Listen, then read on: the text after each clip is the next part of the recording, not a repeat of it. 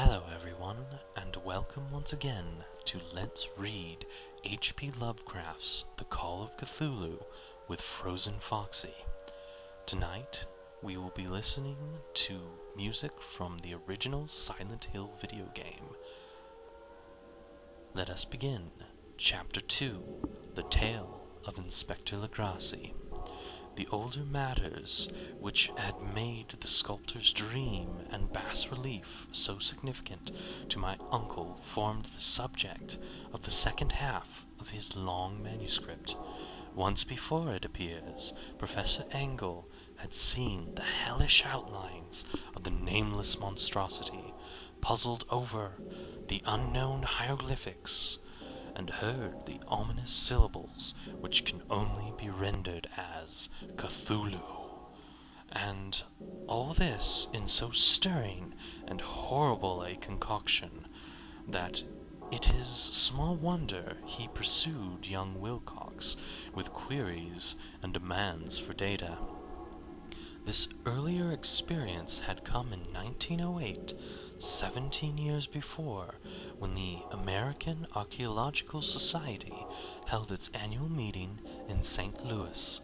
Professor Engel, as befitted one of his authority and attainments, had a prominent part in all of the deliberations, and was one of the first to be approached by several outsiders who took advantage of the convocation to offer questions for correct answering and problems for expert solution.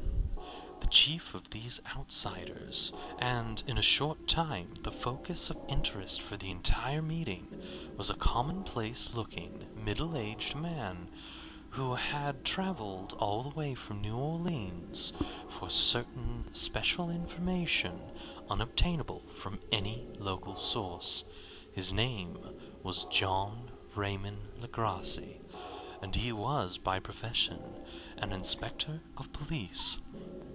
With him he bore the subject of his visit, a grotesque, repulsive, and apparently very ancient stone statue, whose origin he was at a loss to determine. It must not be fancied that Inspector Legrassi had the least interest in archaeology. On the contrary, his wish for enlightenment was prompted by purely professional considerations. The statue, idol, fetish, or whatever it was, had been captured some months before in the wooded swamps of South New Orleans during a raid on a supposed voodoo meeting, and so singular and hideous were the rites connected with it that the police could not but realize that they had stumbled on a dark cult totally unknown to them, and infinitely more diabolic than even the blackest of African voodoo circles. Of its origins, apart from the erratic and unbelievable tales extorted from the captured members, absolutely nothing was to be discovered. Hence the anxiety of the police for any antiquarian lore which might help them to place the frightful symbol, and through it track down the cult to its fountainhead. Inspector Legrassi was scarcely prepared for the sensation which offering created. One sight of the thing had been enough to throw the assembly of men into a state of tense excitement, and they lost no time in crowding around him to gaze at the diminutive figure, whose utter strangeness and air of genuinely abysmal antiquity hinted so pointedly at unopened and archaic vistas. No recognized school of sculpture had animated this terrible object, yet centuries and even thousands of years seemed recorded in its dim, greenish surface of unplaceable stone. The figure, which was finally passed slowly from man to man for close and careful study, was between 7 and 8 inches in height. and it was exquisitely artistic workmanship.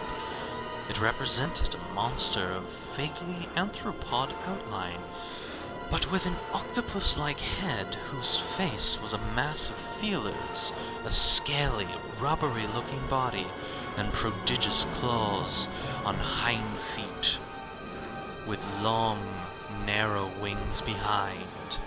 This thing, which seemed instinct with a fearsome and unnatural malignancy, was of a somewhat bloated corpulence, and squatted evilly on a rectangular block or pedestal covered with undecipherable characters. The tips of the wings touched the back edge of the block.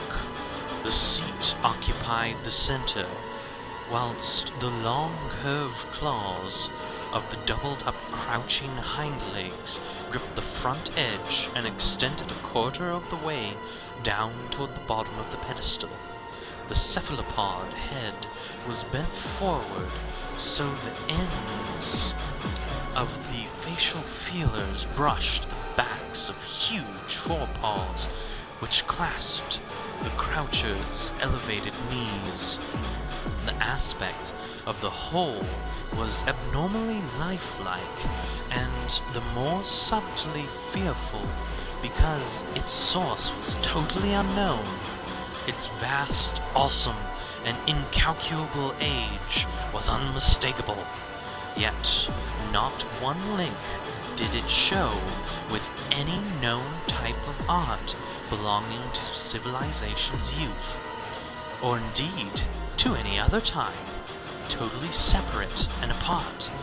Its very material was a mystery, for the soapy greenish-black stone, with its golden or iridescent flecks and striations, resembled nothing familiar to geology or mineralogy.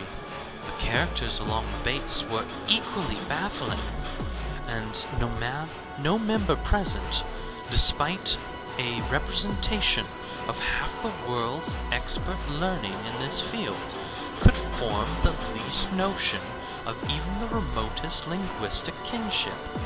They, like the subject and material, belonged to something horribly remote and distinct from mankind as we know it, something frightfully suggestive of old and unhallowed cycles of life in which our world and conceptions have no part. And yet, as the members severely shook their heads and confessed defeat at the inspector's problem, there was one man in the gathering who suspected a touch of bizarre familiarity in the monstrous shape and writing, and who presently told with some diffidence of the odd trifle he knew. This person was the late William Channing Webb, professor of anthropology in Princeton University and an explorer of no slight note. Professor Webb had been engaged 48 years before in a tour of Greenland and Iceland in search of some runic inscriptions which he failed to unearth, and whilst high upon the west Greenland coast had encountered a singular tribe or cult of degenerate Esquimaux, whose religion, a curious form of devil worship, chilled him with its deliberate bloodthirstiness and repulsiveness. It was a faith of which other Esquimaux knew little, and which they mentioned only with shudders, saying that it had come down from horribly ancient eons before ever the world was made.